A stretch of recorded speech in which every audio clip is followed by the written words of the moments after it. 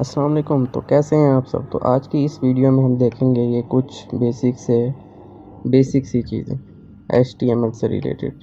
तो आइए शुरू करते हैं। सबसे पहले हम ये लिस्ट को देख लेते हैं। एडिटर ओपन करते हैं, नोटपैड प्लस प्लस। सबसे पहले HTML का बेसिक सा स्ट्रक्चर, डॉक टाइप HTML। ये जो है लाइन ये बताती है कि ये जो हम HTML लिख रहे हैं ये HTML5 है। आगे वही HTML के बेसिक से टैग्स, HTML क्लॉज, अब हेड टैग क्लॉज। इसके अंदर हम टाइटल को डिफाइन करेंगे, टाइटल और यहाँ पे हम लिख लेंगे दिस इज HTML टाइटल। नीचे हम बॉडी स्टार्ट कर लेते हैं, हेड के बाद बॉडी टैग क्लॉज।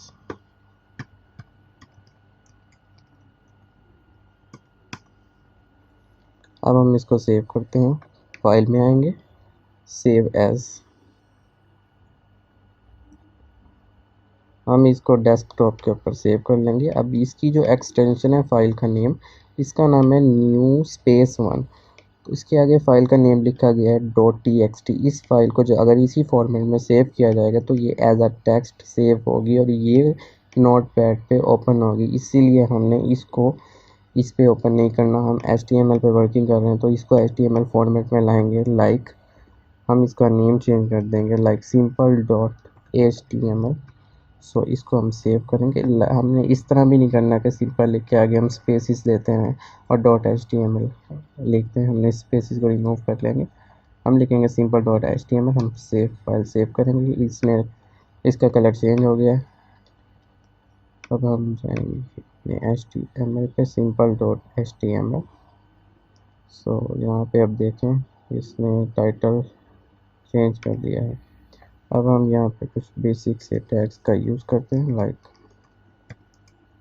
लिस्ट लिखने की। लिस्ट हमारे पास दो तरीके से होती है, एक होती है OL।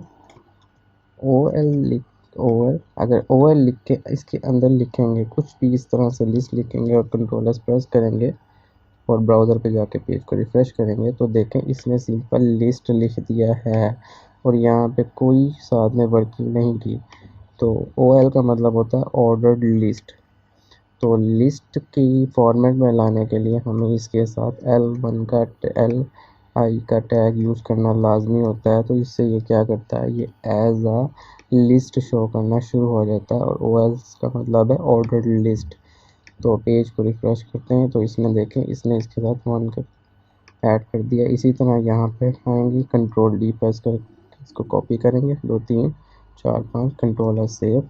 यहाँ जाएंगे, पेज को रिफ्रेश, ये देखें इसने ऑर्डर में लाना शुरू कर दिया लिस्ट को। इसी तरह एक UL होता है, UL का मतलब होता है अनऑर्डर्ड लिस्ट।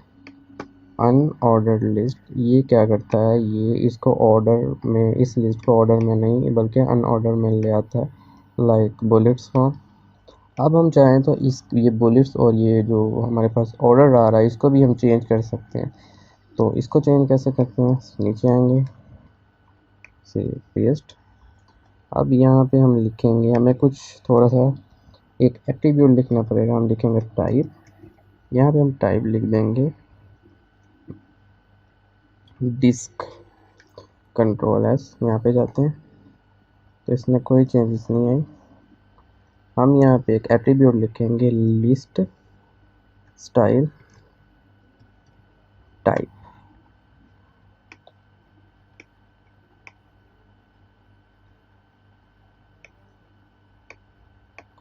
यहाँ पे आओ,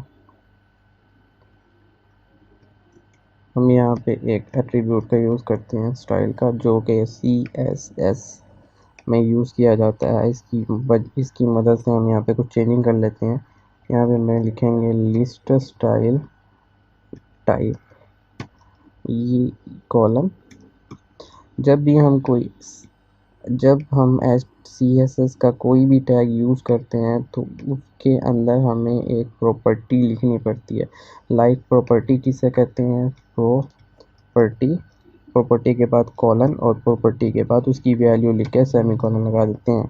ये एक रूल बन जाता है जो किसी भी टैग पे हम अप्लाई कर सकते हैं। ये एक रूल है, ये एक रूल है। इसी तरीके से हम यहाँ पे लिखेंगे लिस्ट स्टाइल टाइप जो है ये प्रॉपर्टी हो गई और इसकी जो वैल्यू आगे आएगा कॉलन, इसकी वैल्यू में हम डिस्क लिखते हैं और लास्ट में हम सेमी कॉलन का यूज़ करते हैं। इसको हम यहाँ से रिमूव करते हैं, कंट्रोल एस, यहाँ पे आए, देखिए पेज को रिफ्रेश किया तो इसने as a disc, as a bullet इसको चेंज कर दिया है। अब यहाँ पे आएंगे, इसकी तरह और भी काफ़ी सारी बुलेट्स शेप्स हैं। यहाँ पे आएंगे, यहाँ पे जैसे स्टाइल, जैसे मैंने ऊपर बताया, ये जो लिस्ट स्टाइल टाइप है ये प्रॉपर्टी का नाम है। ये प्रॉपर्टी और इसकी वैल्यूज़ है, प्रॉपर्टी और इसकी वैल्यू है, ये एक रूल बनता है। अब यहाँ पे हम लिखेंगे डिस्क स्क्वायर स्क्वायर, यहाँ पे आएंगे, पेज को रिफ्रेश करेंगे, ये देखें इसने स्क्वायर की फॉर्म में इसको लिखना शुरू कर दिया। अब यहाँ पे आएंगे तो अब एक और है कि एक है डिस्क स्क्वायर, एक है सर्कल, एज अ सर्कल इसको लेगा। देखें इसने इसको एज अ सर्कल, इसने शेप को चेंज कर दिया। नीचे आते हैं और यहाँ पे अब हम इसको नन कर देते हैं, नन। अब देखिएगा इसने यहाँ पे कुछ भी नहीं लिया। अब आप देखें कि ये कुछ चीज़ें हैं लिस्ट से रिलेटेड। तो अब हम आउटलाइन में चलते हैं अपनी। तो अब यहाँ पे हम देखते हैं टेक्स्ट की अलाइनमेंट, कि टेक्स्ट की अलाइनमेंट कैसे की जाती है। तो टेक्स्ट की अलाइनमेंट करने के लिए हमारे पास कुछ एट्रीब्यूट्स होते हैं। लाइक हम यहाँ पे पी टैग ले लेते हैं, पी टैग, ऊपर हम उसी तरह से कमेंट लिखते हैं, टेक्स्ट अलाइनमेंट कमेंट्स, ठीक है। अब हम यहाँ पे पी टैग के अंदर थोड़ा सा टेक्स्ट ऐड करेंगे, लाइक लॉरम इप्सम, इप्सम जो हमने लिखा है इसको कॉपी करते हैं, यहाँ पे पेस्ट करते रहते हैं, कंट्रोल सी से कॉपी, कंट्रोल वी से पेस्ट। अब हम यहाँ पे इसको रिफ्रेश करते हैं, पेज को थोड़ा सा नीचे आएंगे, ये देखें कोई इफेक्ट नहीं पड़ा क्योंकि ये बेसिक सा पैराग्राफ है। अब हम टेक्स्ट की अलाइनमेंट करते हैं, इसको हमारे पास एक एट्रीब्यूट होता है जिसका नाम है अलाइन। ये अलाइन क्या करता है, इसके अंदर हम लिखते हैं सेंटर, ये अलाइनमेंट को चेंज करता है। अब मैंने सेंटर लिखा तो इसने इसको अलाइन कर दिया, इसकी पोजीशन को चेंज कर दिया, इसको सेंटर में ले आया। अब बाय डिफ़ॉल्ट जो है इसकी पोजीशन लेफ़्ट पे सेट होती है, देखें। और यहाँ पे एक और राइट का भी यूज़ किया जाता है, लेफ़्ट सेंटर राइट। अगर हम इसको यहाँ से रिमूव करते हैं, अब हम यहाँ से थोड़ा सा टेक्स्ट और कॉपी पेस्ट कर लेते हैं, कंट्रोल सी कंट्रोल वी, ये देखें, कंट्रोल एस ब्राउज़र पे। अब ये देखें कि ये लाइन यहाँ पे ख़त्म हो रही है, ये लाइन यहाँ पे ख़त्म हो रही है, ये लाइन यहाँ पे ख़त्म हो रही है। अब हम चाहेंगे कि यहाँ से इक्वल है, जैसे हमारे पास यहाँ पे इक्वल है, इसी तरह हम चाहेंगे कि हमारा एंड भी इक्वल हो।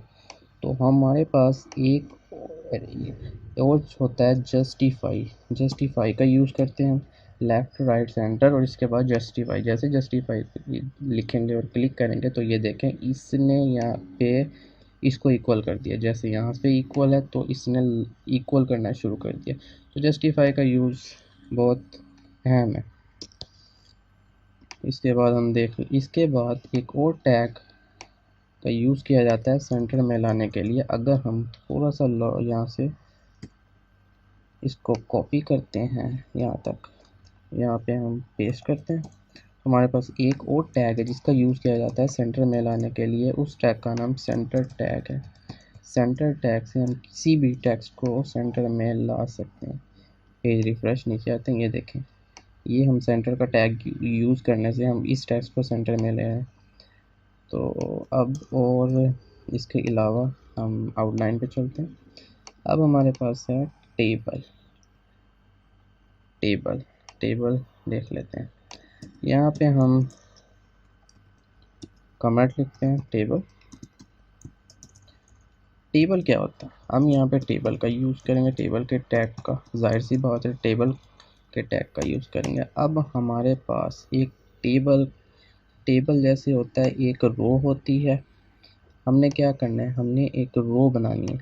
लाइक ये एक पूरी रो है, लाइक ये रो 1 है, ये रो 2 है, ये रो है रो 1, इस तरह ये रो 2 है और ये एक रो 1 है। हम रो बनाने के लिए हम यूज़ करते हैं tr के टैग को। इसके अंदर हमारे पास एक रो बनती है और अगर हमने दूसरी रो बनानी है तो हम एक और tr टैग का यूज़ करेंगे। हम रो तो बना लेंगे लेकिन रो के अंदर हम लिखेंगे क्या, यहाँ पे हम लिख लेते हैं नेम, यहाँ पे लिख लेते हैं ईमेल, यहाँ पे लिखेंगे पासवर्ड। अब एक रो जिस तरह tr का टैग हमें रो बना के देता है वो एक रो बन जाएगी, लेकिन रो के अंदर ये क्या चीज़ है, इसको कैसे सेपरेट किया जाता है, इसको कहते हैं टेबल डाटा, इसको कहते हैं टेबल रो, इसको कहते हैं टेबल। एक रो के अंदर एक टेबल डाटा, दूसरा टेबल डाटा, तीसरा टेबल डाटा। तो हम इसको कैसे बनाएंगे, यहाँ पे आते हैं, हमारे पास एक रो बन गई। अब उसके अंदर हमने क्या करना है, एक टेबल डाटा लिखना है और हमने यहाँ पे लिख देना है नेम। इसी तरह कंट्रोल डी यहाँ पे हम लिखेंगे नेम के बाद ईमेल, लास्ट पे हम लिख देंगे पासवर्ड। अब हम कंट्रोल एस प्रेस, अब यहाँ पे आएंगे, पेज को रिफ्रेश थोड़ा सा नीचे, ये देखें नेम ईमेल पासवर्ड, ठीक है। तो अब हम थोड़ी सी ब्रेक लगाएंगे यहाँ पे, बी आर का टैग, ब्रेक लगाने के लिए बी आर का टैग यूज़ किया जाता है। ब्रेक लगाने के लिए बी आर का टैग यूज़ किया जाता है जो कि यहाँ पे मेंशन है, तो मैंने पहले आपको बता दिया। कंट्रोल है स्पेस, कंट्रोल पेज को रिफ्रेश करेंगे, नीचे आएंगे, अब देखें इसने यहाँ पे स्पेस प्रोवाइड कर दी हमने हमें। हम यहाँ पे कंट्रोल सी कंट्रोल वी थोड़ी सी और स्पेस बढ़ा लेते हैं, ये देखें। अब यहाँ पे आते हैं, पेज को रिफ्रेश करते हैं, ये देखें हमने इसने और मज़ीद स्पेस प्रोवाइड कर दिया ताकि हम अपना काम इजीली कर सकें। अब ये देखें, ये एक रो है जिसके अंदर एक टेबल डाटा है, ये दूसरा टेबल डाटा है, ये तीसरा टेबल डाटा है। अगर हम इसी तरह इस रो को कॉपी करें, कंट्रोल सी कंट्रोल वी, देखें यहाँ पे आते हैं। अब हम यहाँ पे आएंगे, ये देखें एक टेबल रो, उसके अंदर एक टेबल डाटा, ये दूसरा टेबल डाटा, ये तीसरा टेबल डाटा, ये दूसरी रो है, दूसरी रो के अंदर एक टेबल डाटा, दूसरा टेबल डाटा, तीसरा टेबल डाटा। अब हमने इस पूरे टेबल को सेंटर में कैसे करना है, हमें याद है कि हमने एक टैग यूज़ किया है सेंटर का। अब हम देखते हैं क्या हमारा जो टेबल है वो इस टैग के साथ सेंटर में होता है कि नहीं होता। पेज को रिफ्रेश करेंगे, यस हमारा पेज सेंटर में हो गया। अब सबसे पहले हम यहाँ पे भी एक काफ़ी सारी ब्रेक्स प्रोवाइड कर रही है, ब्रेक लगा लेते हैं यहाँ पे, कंट्रोल सी, यहाँ पे ब्रेक लगा लेंगे ताकि हमें ऊपर से थोड़ी सी ब्रेक मिल जाए। ये देखें नीचे आएंगे, ये देखें ये हमारे पास। अब हम जो हमारे पास ये हम इस तरह से कर लेते हैं, इस तरह से, ये थोड़ा सा यहाँ पे। अब इसको जब हम सेलेक्ट करेंगे तो हम टैब का बटन प्रेस करेंगे, ये थोड़ा सा आगे शिफ्ट हो जाएगा, कंट्रोल एस सेव। अब हमने ये एक अच्छी तरतीब होती है लिखने के लिए। अब हमने क्या करना है, अब हमारे पास कुछ और चीज़ें होती हैं, टेबल हेड, टी डी की जगह टी एच का यूज़ किया जाता है थोड़ा सा टेक्स्ट को बोल्ड करने के लिए, क्योंकि जो हमारी पहली लाइन होती है नेम ईमेल वगैरह, उसको हम थोड़ा सा चाहते हैं कि हमारा जो टेक्स्ट है वो थोड़ा सा बोल्ड की फॉर्म में आए। और नीचे हम जिस तरह नेम लिख देते हैं, अली और उसका ईमेल ali@gmail.com और अली का पासवर्ड क्या लिखें, अली का पासवर्ड, ये अली का पासवर्ड होगा, ठीक है। यहाँ पे चेक करते हैं। अब देखें ये चीज़, अब हमें इस टेबल के ऊपर बॉर्डर चाहिए, क्योंकि टेबल के ऊपर बॉर्डर होता है। तो हम टेबल के अंदर आएंगे, तो हम यहाँ पे एक बॉर्डर का टैग यूज़ करेंगे, एट्रीब्यूट यूज़ करेंगे। ये जो एट्रीब्यूट्स होते हैं ये HTML के एट्रीब्यूट्स होते हैं। तो हम यहाँ पे लिख देंगे 1 पिक्सल, 1 पिक्सल का बॉर्डर हमें प्रोवाइड कर दो। तो इसने प्रोवाइड कर दिया। हम चाहते हैं कि हमने जनाब वाली 100 पिक्सल का बॉर्डर लेना, तो हम यहाँ पे आएंगे। तो ये देखिए इसने हमारे पास 100 पिक्सल का बॉर्डर दे दिया, बट स्टिल हम थोड़ा सा बॉर्डर लेते हैं 3 पिक्सल। ये देखें, अब हम क्या करेंगे, हमें थोड़ी सी इन खानों के अंदर स्पेसेस चाहिए। तो हम एक और एट्रीब्यूट होता है जिसका नाम होता है सेल्फ पेडिंग, इसका यूज़ करेंगे। इधर हम यूज़ करेंगे 10 पिक्सल का अपनी मर्ज़ी से। ये देखें इसमें अंदर स्पेस प्रोवाइड कर दी। अब हम चाहते हैं कि ये जो बॉर्डर है और ये जो अंदर हमारा टेबल डाटा है इसके दरमियान स्पेस हमें मिले। तो हम एक और एट्रीब्यूट होता है जिसका नाम होता है सेल स्पेसिंग, इसका हम यूज़ करते हैं। अब हम यहाँ पे 20 पिक्सल का यूज़ कर लेते हैं। तो अब हम देखते हैं, ये देखें इसने इस बॉर्डर और इस टेबल डाटा के दरमियान हमें स्पेस प्रोवाइड कर दी है, ठीक है। तो अब हम क्या करते हैं, ये चीज़ हो गई। इस चीज़ को हमने देख लिया, इसको और भी एलेबोरेट किया जा सकता है, लेकिन बेसिक ये इतना काफ़ी। अब हम नीचे आते हैं और देखते हैं अपनी आउटलाइन। यहाँ पे आ रहा है HR। अब HR क्या है, अब हम यहाँ पे आते हैं, यहाँ पे लिखते हैं HR, सिंपल, कुछ भी नहीं। HR एक ऐसा टैग है जिसको क्लोज करना ज़रूरी नहीं है, जिसको क्लोज नहीं किया जाता। यहाँ पे आओ HR लिखा है यहाँ पे। आपने ये देखा होगा कि नीचे ये जो लाइन है इसमें ब्रेक दे दी। लाइक मैं यहाँ पे आता हूँ, यहाँ पे HR लिखता हूँ, ठीक है। इस HR को मैं रिमूव करता हूँ, मैं यहाँ पे HR लिखा है, Ctrl+D, 4 HR। यहाँ पे आओ, पेज को रिफ्रेश करो, ये देखें इसे कहते हैं हॉरिजॉन्टल लाइन, ठीक है। HR से हम ये लगा सकते हैं। अब नीचे आते हैं। अब ये कुछ बेसिक से टैग्स हैं, एक हेडर टैग है, एक फुटर टैग है, एक सेक्शन का टैग है।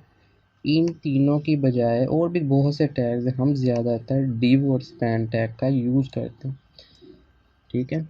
अब यहाँ पे आते हैं, अब हम लिखते हैं हेडर। इसके अंदर हम कुछ भी लिख लेते हैं, लाइक हेडर, ठीक है। तो Ctrl+S प्रेस, यहाँ पे आते हैं, ये देखें ये हेडर आ गया, ठीक है। थोड़ी सी स्पेस यहाँ से उठाते हैं, थोड़ी सी ब्रेक्स जो हैं वो इसके यहाँ पे दे देते हैं, ठीक है। अच्छा हेडर आ गया। यहाँ पे हम उसी तरीके से फुटर, ठीक है, फुटर का टैग, ठीक है। इसी तरह सेक्शन का टैग, और यहाँ पे भी हम सेक्शन का टैग देते हैं। और यहाँ पे हम डिव टैग, यहाँ पे भी डिव टैग, और यहाँ पे हम लास्ट पे स्पैन टैग का यूज़ करते हैं, स्पैन। यहाँ पे भी हम स्पैन टैग का यूज़ करते हैं, स्पैन। यहाँ पे हम लिख लेते हैं डिव टैग, यहाँ पे स्पैन टैग, Ctrl+S सेव। यहाँ पे आते हैं, ये देखें आपको यहाँ पे कोई फ़र्क नहीं नज़र आ रहा, ठीक है ना। यहाँ पे आओ, यहाँ पे ले लो फुटर, यहाँ पे ले लो सेक्शन, ठीक है। हम जो स्पैन टैग है हम इसको 5 दफ़ा लिखेंगे, हमने स्पैन टैग को 5 दफ़ा यूज़ किया, बाकी टैग्स को एक दफ़ा। अब हम देखते हैं कि हमारे पास क्या इफ़ेक्ट आता है। तो आपने देखा है कि जो बाकी टैग्स हैं उन्होंने उन्होंने पूरी 100% विड्थ ली है इसकी स्क्रीन की। वो जो ये जो बाकी के टैग्स होते हैं इनको हम ब्लॉक एलिमेंट कहते हैं क्योंकि ये ब्लॉक की तरह होते हैं और अपनी स्पेस नहीं छोड़ते, और ये अपनी पूरी की पूरी 100% स्पेस लेते हैं, और जितने भी इसके आगे टैग्स लिखे जाते हैं ये उनको इग्नोर करके इसको अगली लाइन पे शिफ्ट कर देते हैं। कोई भी टेक्स्ट अगर इसके आगे लिखा जाएगा, इस सेक्शन टैग के आगे जो अगला टेक्स्ट लिखा जाएगा ये इसको यहाँ पे इग्नोर करेगा और इसको अगली लाइन पे फेंक देगा। ये जो डिव होता है, डिव हम ज़्यादातर इन टैग्स का यूज़ नहीं करते, हम डिव और स्पैन टैग का यूज़ करते हैं। जो डिव टैग होता है वो हमारे पास एक ब्लॉक एलिमेंट होता है जो अपनी जगह पूरी लेता है और 100% विड्थ लेता है, और जो भी इस टैग के आगे कोई टेक्स्ट लिखा जाता है तो उस टेक्स्ट को ये अगली लाइन पे शिफ्ट कर देता है। अब जो स्पैन टैग होता है ये एक लाइन में आ रहा है, जो स्पैन टैग होता है ये इन लाइन एलिमेंट होता है, यानी कि span tag span tag span tag span जितनी दफ़ा यूज़ करेंगे वो अपनी उतनी स्पेस लेगा और वो इससे ज़्यादा स्पेस नहीं लेता। इसीलिए हम डिव और स्पैन टैग का यूज़ करते हैं, क्योंकि कहीं पे हमें डिव टैग की ज़रूरत होती है और कहीं पे हमें स्पैन टैग की ज़रूरत होती है। तो उम्मीद है कि आपको आज का लेक्चर समझ आया होगा। तो आज के लिए इतना ही।